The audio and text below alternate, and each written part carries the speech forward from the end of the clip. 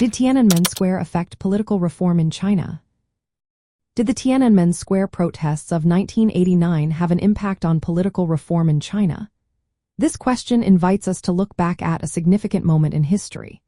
The protests began in April 1989, following the death of Hu Yaobang, a leader within the Chinese Communist Party who supported reform. Students and workers gathered to demand political changes, transparency, and an end to corruption. As the protests grew, they revealed divisions within the Communist Party. Some leaders, like Zhao Ziyang, were open to reform, while others, such as Deng Xiaoping and Li Peng, preferred to maintain strict control. The government's response was a mix of attempts to appease the protesters and harsh repression. This culminated in a violent crackdown on June 4, 1989, which shocked the world.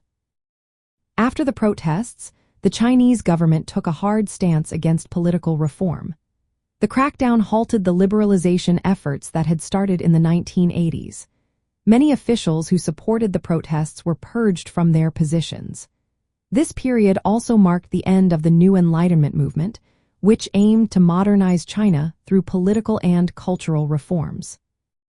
In the years that followed, China shifted its focus to economic reforms.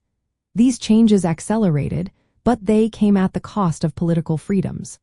The Communist Party sought to legitimize its rule through economic growth, effectively silencing dissent by promising prosperity. This strategy allowed China to become a major economic power, but it also meant that political expression remained tightly controlled. From the perspective of the Communist Party, the Tiananmen Square incident was a defining moment. It reaffirmed their commitment to maintaining control over political discourse.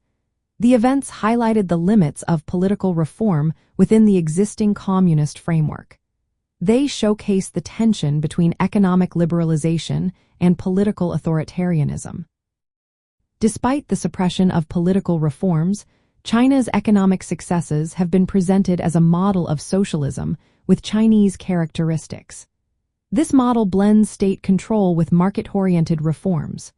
However, it has faced criticism for prioritizing economic growth over political freedoms and human rights.